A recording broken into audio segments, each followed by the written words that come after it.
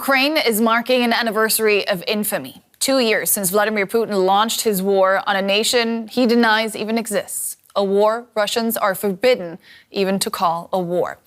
Ukraine has survived, paying a terrible human cost. Recently, its forces have been on the back foot, ceding small amounts of territory on land, even as it scores important successes at sea. In 2023, the front lines remained largely in place. Ukraine's much vaunted offensive failed to repeat the successes of a year before, where Ukraine recaptured big swaths of territory occupied by Russia. But even outgunned and outmanned, Ukraine is reasserting its hold on that territory. Pokrovsky lies in southern Ukraine between Kherson and Mykolaiv. When the Russians held Kherson, this village was no man's land, a buffer zone sacrificed to stop Russian forces advancing on Mykolaiv. The plan worked, but meant the village itself was almost completely destroyed. DW's Karolina Chimoy went to meet evacuated villagers who are starting to return. This used to be home to 2,400 people. It was sacrificed to stop the Russians taking more Ukrainian territory in early 2022.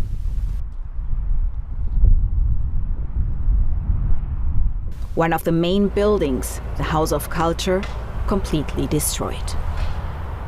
This is the price they paid. 70% of this village was completely destroyed. Each day there could be hundreds of impacts when the Russians were only a couple of kilometers away. Now people have started to come back to what remains of their home.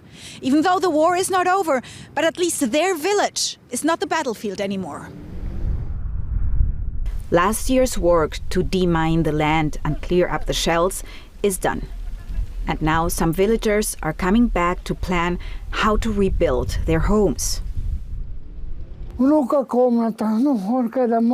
This was my grandson's room when he was a kid. Now he's 25 and he will graduate from military school in Kyiv and be sent to Kherson in March.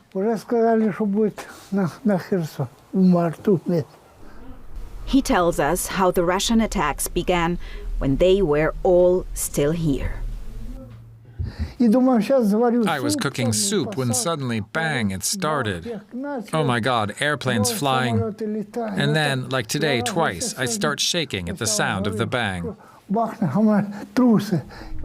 His neighbor is also here, planning how to return to the village of his birth. He'll have to oversee the demolition of what remains of his house before he can rebuild.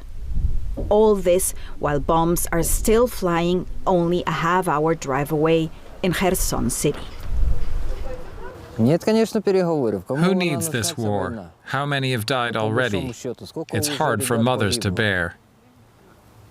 The main thing is we want this to end as soon as possible and get them out of our land.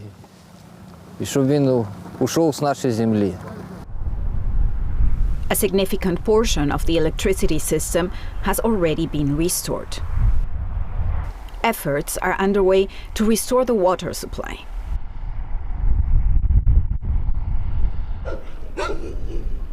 Pokrovsky is part of a pilot project of the We Build Ukraine reconstruction program led by the State Agency for the Restoration of Ukraine. Larisa is a member of the village council, which is overseeing the project. One of the trickier things she's dealing with is helping people who've not only lost their homes, but also their property ownership documents. I'm against the war. I want the Russians defined as terrorists. Let the whole world stand against them. Why should our people die? I'm against the war. It should have stopped yesterday.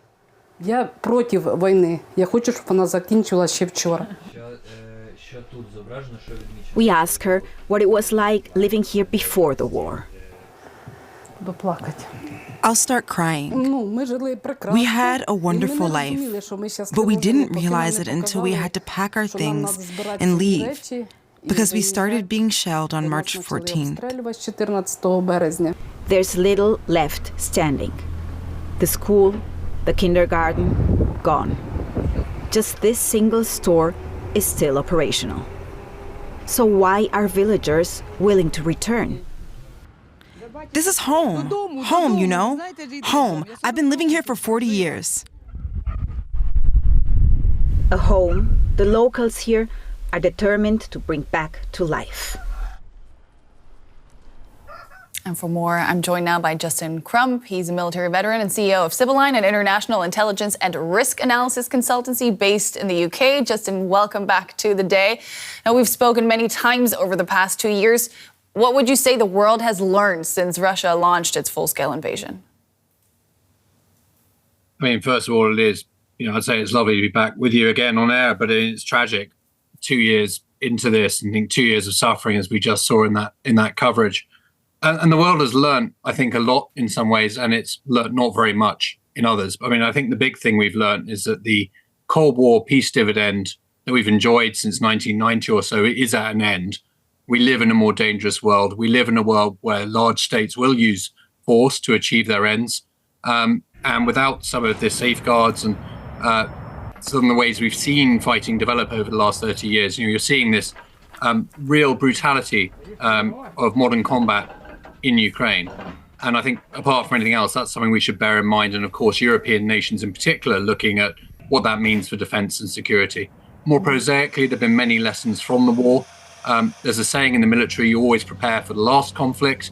And then the conflict you get is different to what you expected. And I think we've learned a lot about how society can resist aggression and invasion, and particularly the innovation that Ukraine has showed. And as you mentioned, Ukraine assertive at sea.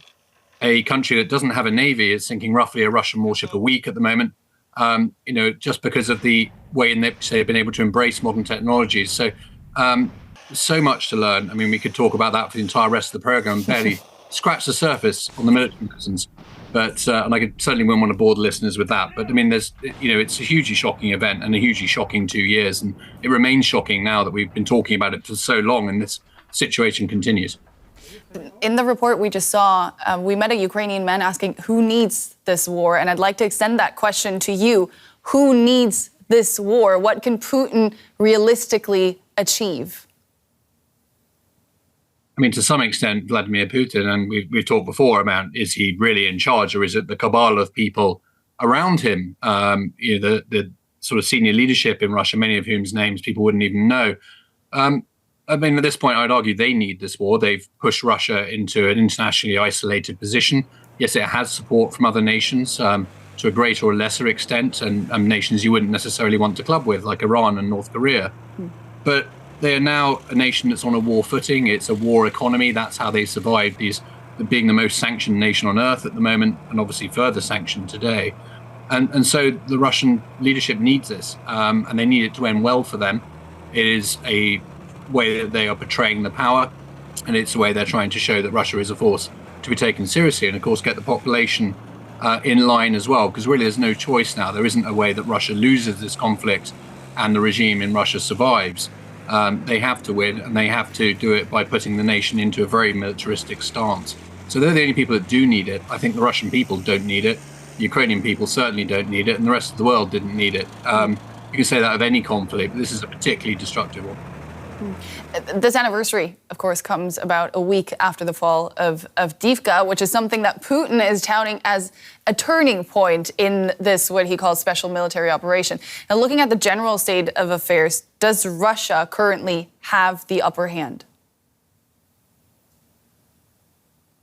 On land, Russia is gaining more of the initiative, but I mean, I think calling Avdiivka a turning point and a sort of pivotal moment, the Battle of Stalingrad of this war is not a fair description of what's actually happened there. Russia took enormous losses to achieve the victory. Yes, it's an area that's been fought over for 10 years, and we shouldn't forget it's also the 10th anniversary of the seizure of Crimea and then onto the Donbass in 2014. So something the Ukrainians and Russians have been living with for a long time. But it's taken them 10 years actually to capture this town at this point. And they were able to do it partly because of the lack of support that's coming through for Ukraine at the moment due to issues in the US. But it's not a pivotal victory. It's not a pivotal moment. It does show that Russia's getting a bit of advantage back, but the Russian armed forces are still terribly constrained by their own shortages of ammunition.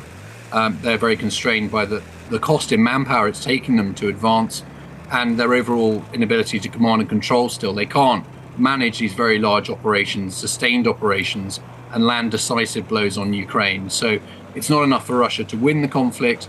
They've got a slight upper hand, but they don't really seem to have at the moment the force that would allow them to sort of smash the Ukrainians and win the conflict on the ground. They're still very evenly matched overall, and Russia's got a lot to do if they're going to advance further. Yeah. NATO Secretary General Jens Stoltenberg recently recognized Ukraine's right to strike targets in Russia as a means of self-defense. Now, talking about turning points, could that signal one, especially when it comes to the use of Western weapons in Russia? It's something that Ukraine's always slightly chafed at, the idea that we can't donate weapons to them to use for their defense against aggression, and they're not allowed to use them against the enemy. It seems like a very, if you like, old-fashioned and sporting view of conflict, some would say. And there's been this fear, though, throughout that there'd be an escalation if Western-supplied equipment was used against Russian population centers or, other targets further inside Russia. And I think there's always been this concern about every piece of supplied equipment. When the UK supplied the first main battle tanks, there were concerns then. The UK was the first to sort of break the idea that NATO could not supply these weapon systems to Ukraine. Same with the Storm Shadow cruise missiles and others. Everything was fearful that it was a step too far. We're testing the Russians. Well, the Russians have, of course, tested NATO and they've tested Western nations for years. And they're not afraid to push those boundaries. So the Ukrainians in particular would say this is an artificial restriction. What is Russia really going to do about this? Russia likes to say it's at war with all of NATO, but it isn't. Russia knows it's not, and Russia knows it wouldn't win such a conflict. And indeed, their own strategy is to try and undermine our resolve, to try and undermine the alliance from within and fragment it that way. They're not taking it on militarily, and they'd be afraid to do so with very good reason, I would suggest. So the Russians would say, you shouldn't do this. Of course they would. I'm not sure we actually should take some of these restrictions that seriously, given Russia's own behavior and the position they're in. But it is remaining a constraint in some people's minds. I think it will gradually change, as it has done over the last 2 years. More and more thresholds have been passed. None of them have been terminal. None of them have led to a significant response. We're out of time, but maybe I can get a yes or no question. Can Ukraine win this war? It still can win this war. It's going to require a lot more to help them to do it. That's Justin Crump, CEO of the intelligence and risk analysis consultancy Sibylline. Thank you so much for your analysis today and the past 2 years.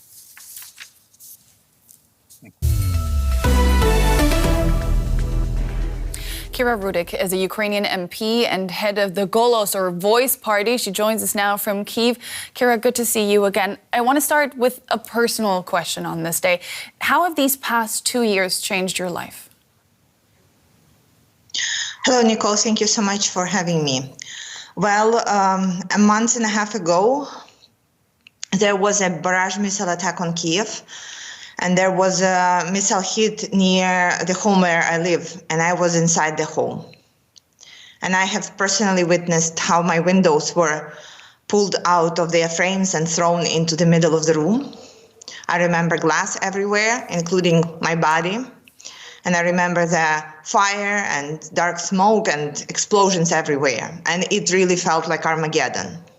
For me, it was one of the most dramatic experiences of this war. And this is something that we live with every single day in different cities of Ukraine, even the ones that are not very close to the front. This is what we experience. And it is absolutely terrifying. And mostly because you as a citizen, as a human being, can do absolutely nothing against the huge piece of metal that is coming from the sky to kill you and everything that you loved and worked for. This is what the life in Ukraine is right now. And the shortage of ammunition that we are talking about, it's not just some general shortage of ammunition. It means that people at the front do not have ability to fight back, and it means that our air defense systems do not have enough to protect us. So basically, every single evening when you're going to bed, you have no guarantee that you will wake up in the morning. And then you wake up out of the air raid siren being on, and you go to the bomb shelter where you spend a decent time of your day. Same for adults, kids, everyone. Yeah. This is what life looks like.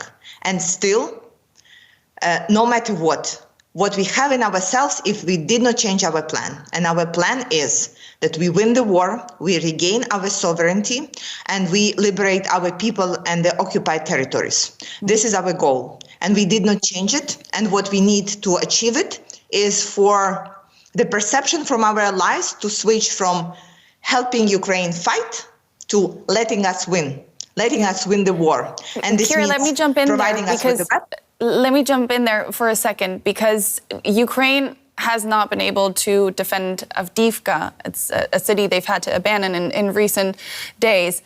Experts say that has a lot to do with that critical shortage of munitions that you were pointing at. Are your allies letting Ukraine down? Well, the truth is we did not step back from Avdiivka because we wanted to, right? It happened because we did not have the means in our hands to fight back.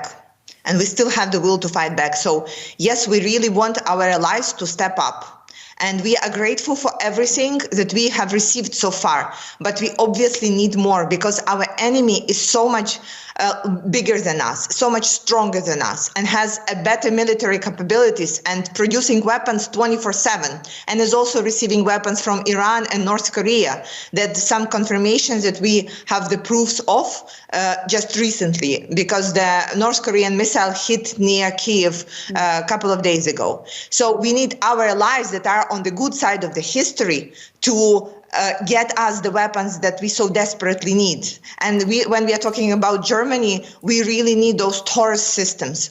Not that we want them or we really want to have them. We need them for our survival. Yeah. Simple as that. There has been in recent months, though, a lot of talk about Ukraine fatigue, and it really shows in a hesitance or even outright resistance in the EU and the US to support Ukraine.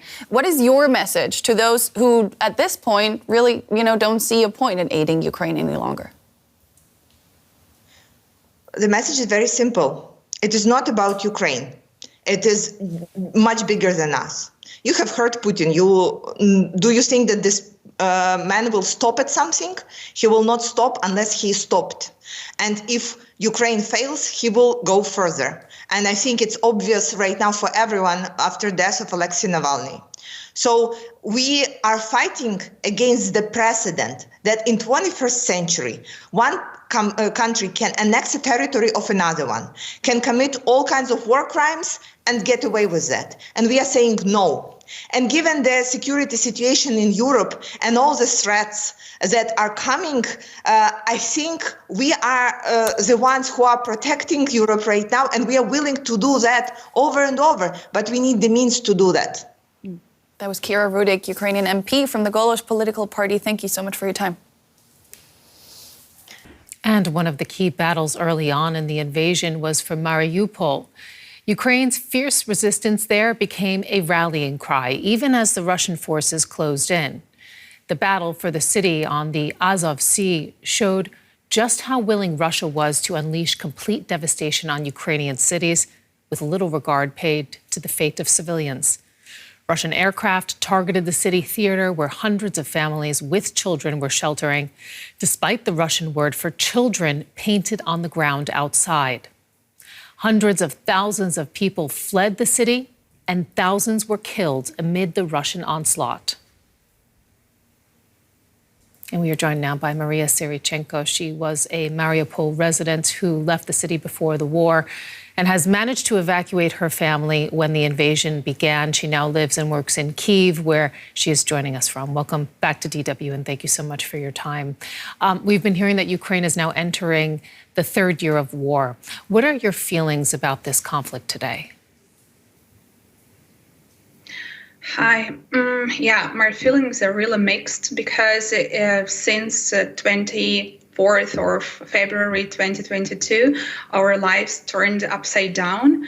And with the third year of war that we are facing, I lost some of my friends, colleagues on the battlefield, and as many Ukrainians lost, I think everyone lost someone close.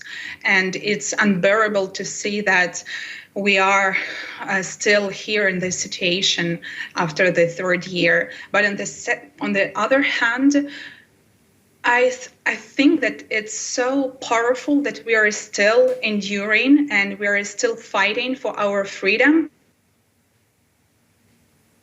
Much powerful to fight Russians and Russian war. Can you tell us a little bit more about what your family has been through now these past 2 years and how you managed to evacuate them? Yeah, we managed to evacuate my family only the third week of the war, and they were hiding in their shelters for 3 weeks without basic facilities, without food, without heating and everything. And since that time, they basically lost their home, as I did, and many thousands of Ukrainians and Mariupol residents also. My family is now all around the world, and we are not able to gather in one place because we don't have our home in Mariupol anymore.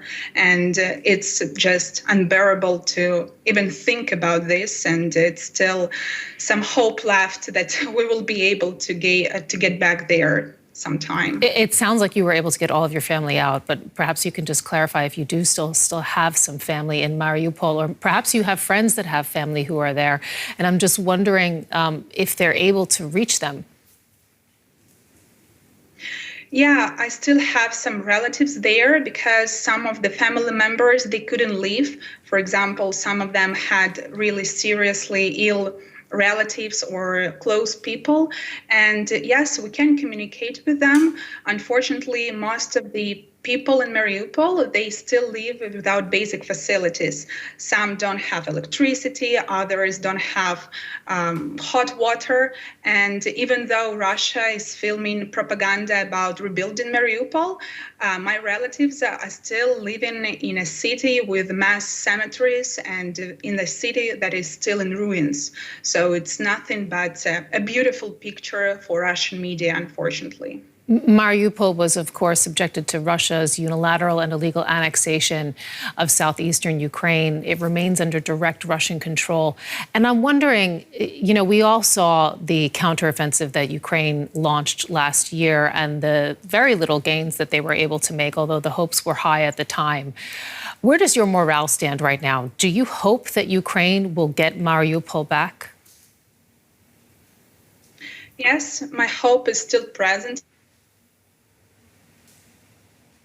With every month of occupation, it's becoming harder and harder to believe in this because we really need more weapons. We need more military support to regain Mariupol because Russian propaganda is working well in the occupied cities. And for those people who are still there and they believe in Ukraine, it's getting harder and harder to resist propaganda. And for me personally, it's a catastrophe that I lost my home, but I still have this hope and belief that we will be able to deoccupy Mariupol, and I will see Azov Sea again. I will see my home, my school, and everything that was so close to my heart. We thank you so much for joining us to share that message and to share a little bit of your experience on this anniversary. Mariia Sirychenko, former Mariupol resident. We appreciate it.